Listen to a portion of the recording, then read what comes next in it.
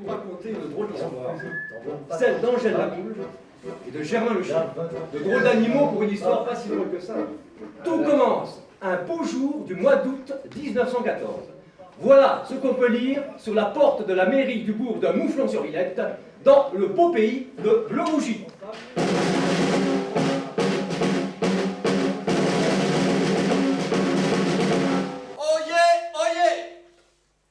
Ordre de mobilisation générale. Germain! Oui. C'est la guerre! C'est la guerre!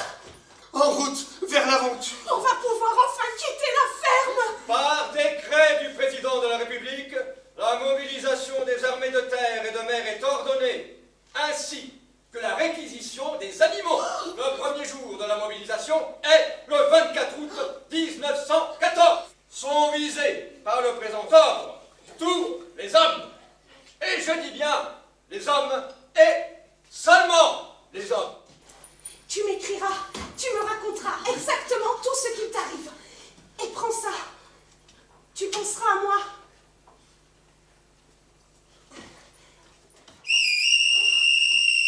Je t'écris vite, Angèle. Je t'écris vite. C'était bien, moi j'ai adoré. C'est bien, vous avez bien fait. Vous connaissez les paroles par cœur. On a essayé de savoir les paroles par cœur, ouais. Des fois, il y a des petits arrangements avec les textes. C'était pour savoir en fait si vous n'avez pas peur avant de montrer sur scène. C'est plus de l'appréhension que de la peur. J'ai aimé, mais il y a un truc qui faisait peur, c'est les bombardements. Les coqs avaient le droit de faire la guerre.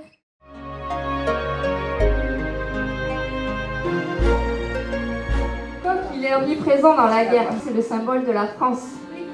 Voilà, donc ils ne sont pas partis à la guerre, mais on pensait fort à eux parce que c'est le symbole de la France. Pourquoi il avait les casseroles sur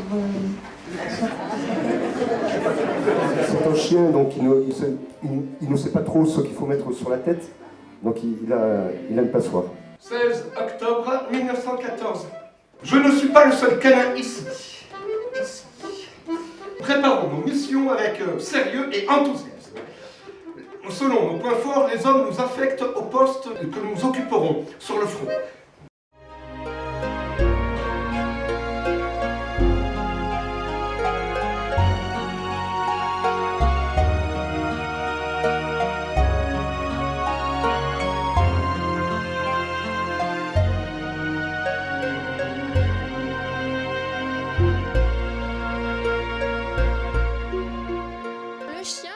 En 1914, on le considère beaucoup comme un animal de compagnie. On ne se doute pas que le chien il peut être un chien soldat et qu'il peut nous aider au front encore.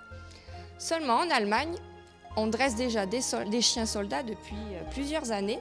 Et à la déclaration de la guerre, l'Allemagne elle part déjà faire la guerre avec 8000 chiens. Alors que nous, on part sans chiens. Donc il y a des personnes, des éleveurs, des spécialistes en chiens qui vont insister auprès du ministère de la guerre pour dire si, il faut qu'on forme des chiens.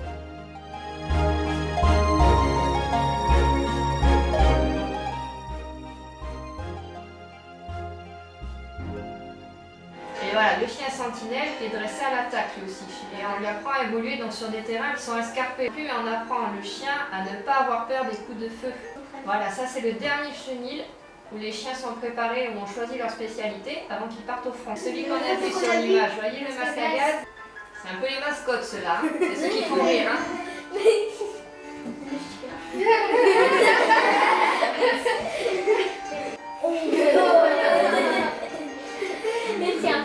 Comment il fait le chien quand il est touché et qu'il est blessé?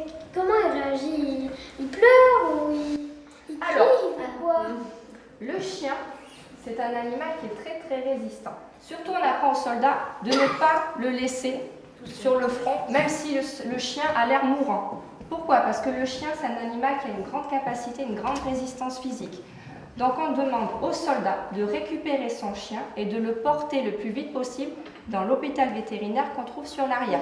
Alors je reviens à ma question, les rôles du chien sur le front. Il y avait le chien sanitaire. Le chien sanitaire, c'est celui que vous voyez ici. On le reconnaît comment le chien sanitaire? Vous voyez, il a la petite croix de Genève qu'on appelle sur sa ceinture. Quand les combats cessent, il y a un peu de calme. on lâche les chiens sanitaires. Quand un chien sanitaire a trouvé un blessé, à votre avis, qu'est-ce qu'il peut faire ce chien? À quoi il est dressé? Il apporte quelque chose, par exemple son chapeau et... Exactement. On apprend au chien à enlever un objet, ça peut être le casque, la casquette ou quelque chose, au soldat et le ramener à son maître. 11 octobre 1914. Mon enthousiaste germe. Ici aussi, nous nous organisons. Pendant que tu tisses des liens avec tes nouveaux amis, nous apprenons à faire avec l'absence des hommes et de notre cher cheval Gaspard. Figure-toi que 15 jours après ton départ, des soldats sont venus le chercher.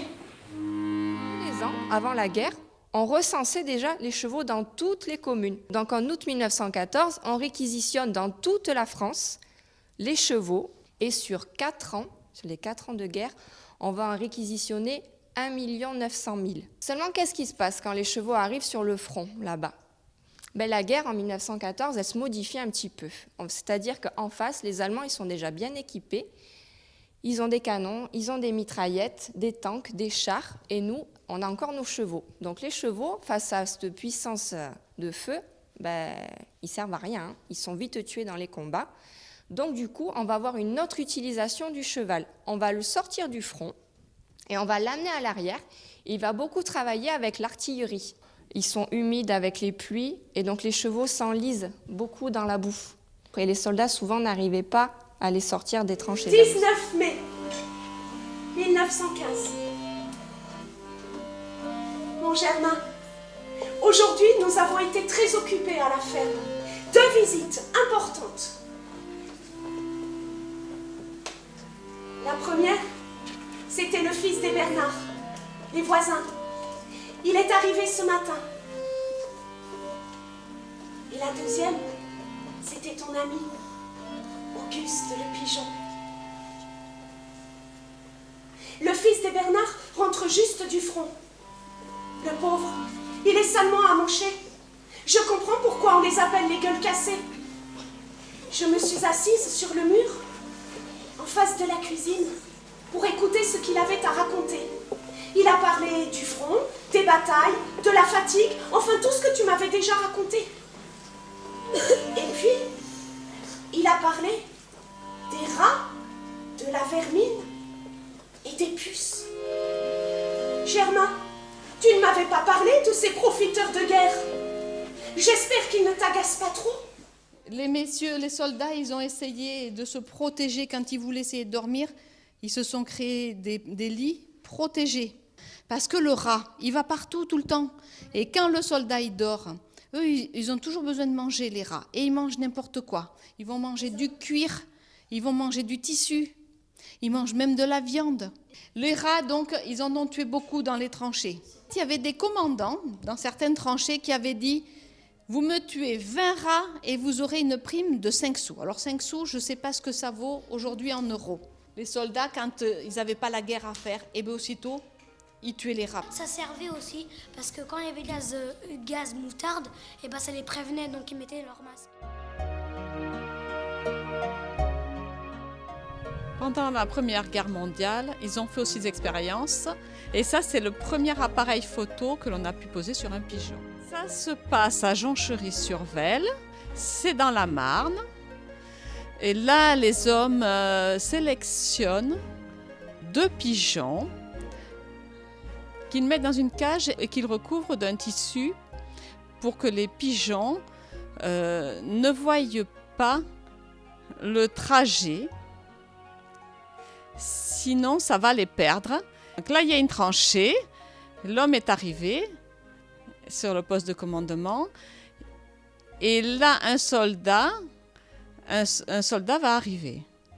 Pour pouvoir donner des nouvelles des hommes de la tranchée, on envoie des messages. J'ai vu un pigeon arriver du nord. C'était Auguste, ton ami. Tu lui avais bien expliqué le chemin, il a trouvé la ferme du premier coup. Il a été blessé et en arrivant, il était tellement épuisé qu'il est mort. Mais on a pu récupérer le message et ça a sauvé la tranchée. qui avait des soucis. Donc c'est pour ça qu'on dit que c'est un pigeon héroïque. Et donc les comédiens, eux, ils ont dit « Ah, il y a Auguste le pigeon ».